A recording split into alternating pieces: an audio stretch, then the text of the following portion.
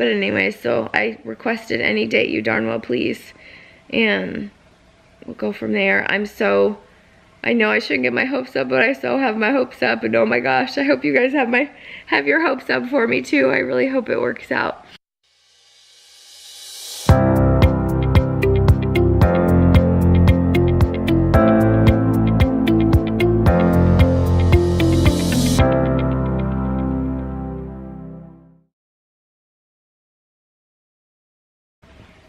Okay, that might be a little weird, but we're gonna go with it. Okay, so this is number 6 in the Poopy week. This one actually might be a good thing though. So a little bit of like background is beginning or so of last year, when we really had no idea what I was dealing with. We had contemplated trying to go to Mayo for help diagnosing everything and getting some kind of an idea what in the world has gone wrong with all of this awesome. And we put in for an appointment, took about 2 weeks, and we got a hell no back, which was pretty devastating at the time. And I totally get it from their standpoint. Trying to diagnose when the list of my problems is so gigantic probably wasn't even something that they could have done in the week period that you normally have. Like if you have a Mayo Clinic appointment like this, like a start-off appointment. So we were turned down before.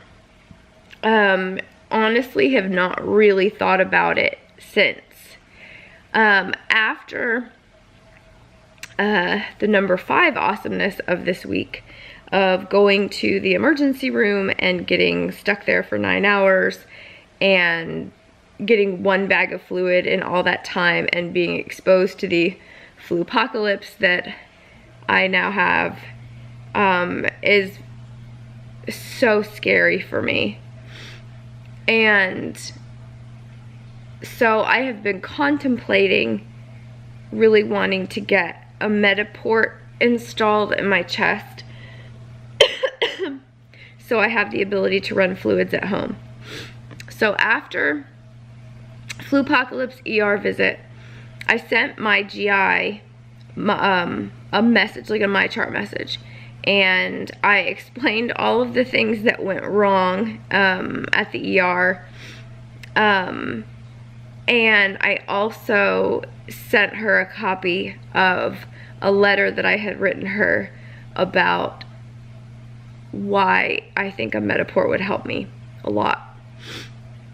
So I sent her that Wednesday morning-ish, like right after I was out of the ER on Tuesday night. And so I sent it and I just kind of forgot about it, like for the rest of the day. And then she called me from home. I just adore her.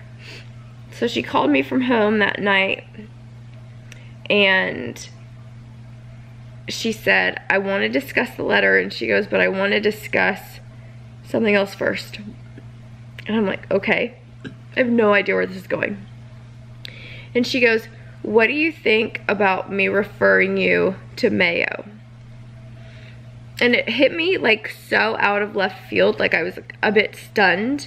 And it took me a minute to kind of like get my bearings, because I guess I'd really totally already written it off. Like it wasn't even something that would be a possibility. They already said no once, so why would they ever say yes, I guess.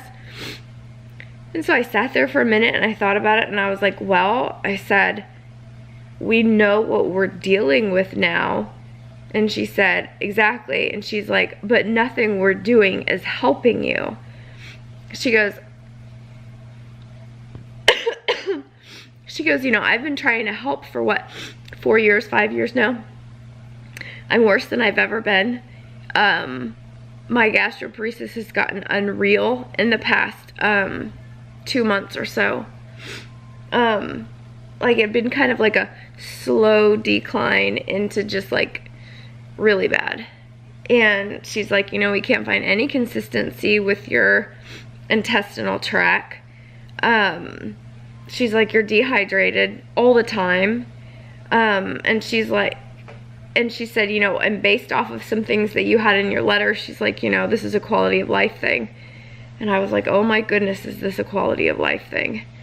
And she goes, so I would very much like to refer you to Mayo. And she goes, and please don't think I'm referring you to Mayo to get rid of you, to send you to them for your care. And she said, what I really want is for them to try to get a better treatment plan in place for you for like your biggest stuff.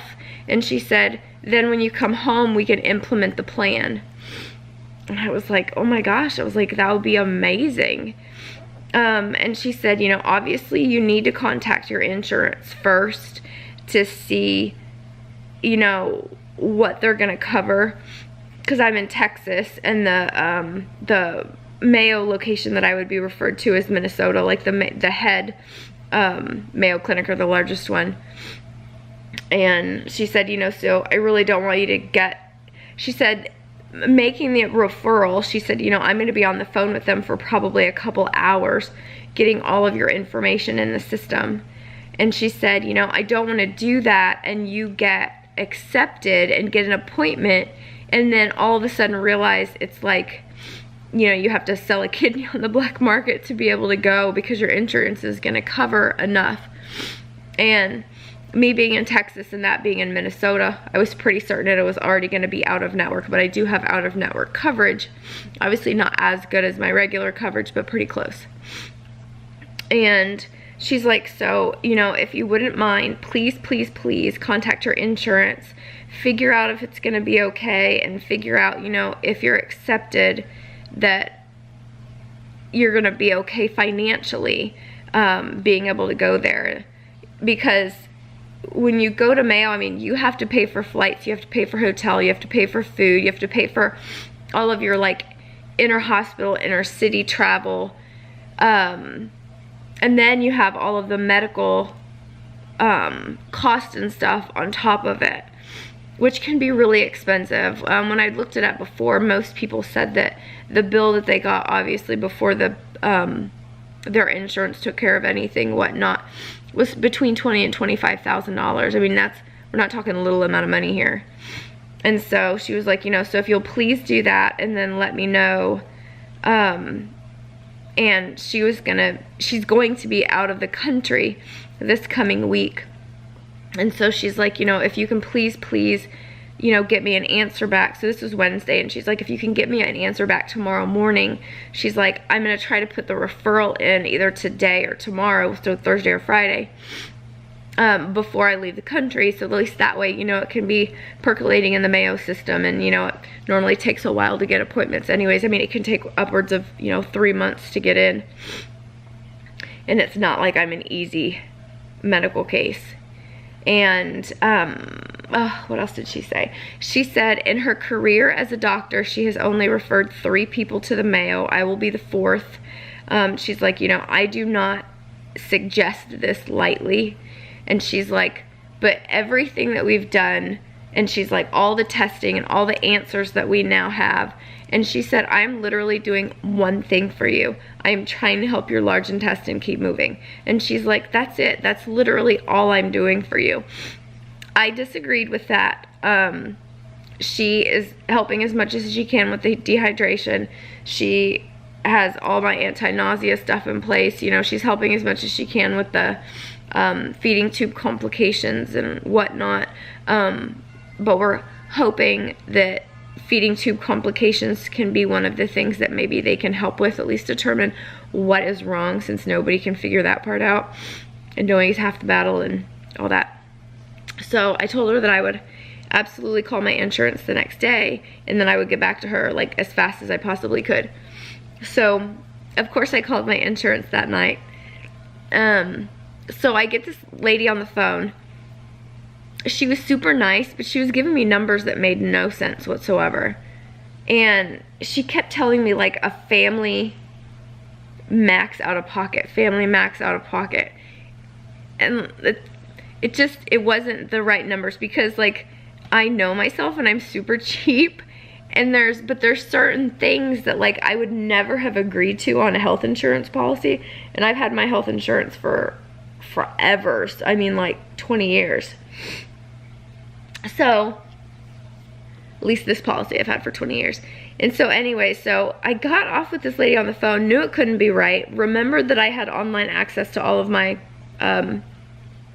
medical insurance stuff. And so I got on there and just started poking around until I could find out of pocket. The lady that I talked to on the phone did verify that all the Mayo facilities are out of network, which wasn't shocking. And so I finally get to the right benefits section for out of pocket, out of network, as opposed to in network. And my out of pocket deductible is only like $1,000 higher than my regular, well that's actually a lie. It's $2,500 higher than my regular deductible. But my max out of pocket is $1,000 over my max, or over my regular deductible. And then there's co-insurance and blah, blah, blah. I mean, health insurance is complicated. But it wasn't anywhere near as bad as what the lady on the phone was saying. And so I messaged my doctor immediately, told her, you know, insurance wasn't absolutely fantastic, but it'll be, you know, good enough for what I need. And so I said, you know, please put the referral in, let me know if you need anything from me. And I asked which facility they were, you know, talking about referring me to, and the nurse answered me back and she said Minnesota. She said that my doctor was on it, and that she would let me know as soon as the referral was put through. So Friday morning, I guess, I had a message waiting for me for my GI, and she said that the referral was all in place, but there's a section that I have to do.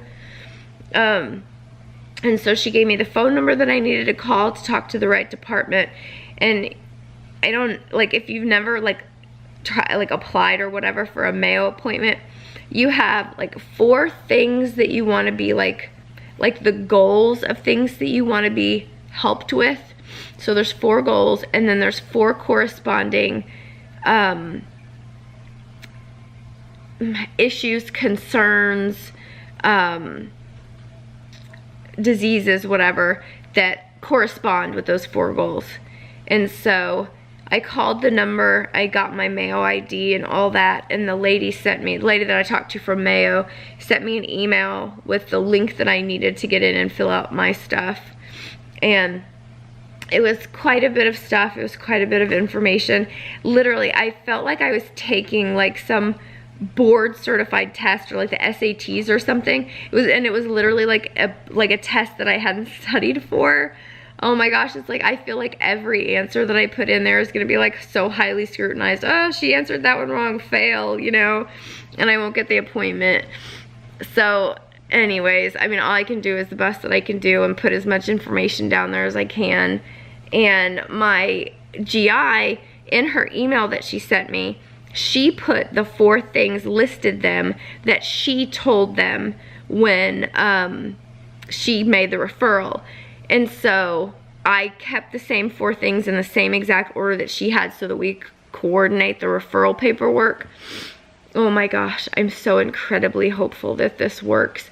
Very, very much trying not to really get my hopes up because, I mean, I was already turned down once, and so, I mean, obviously it wouldn't be super smart of me to not think that there was a possibility that it's still too complicated and they can't help.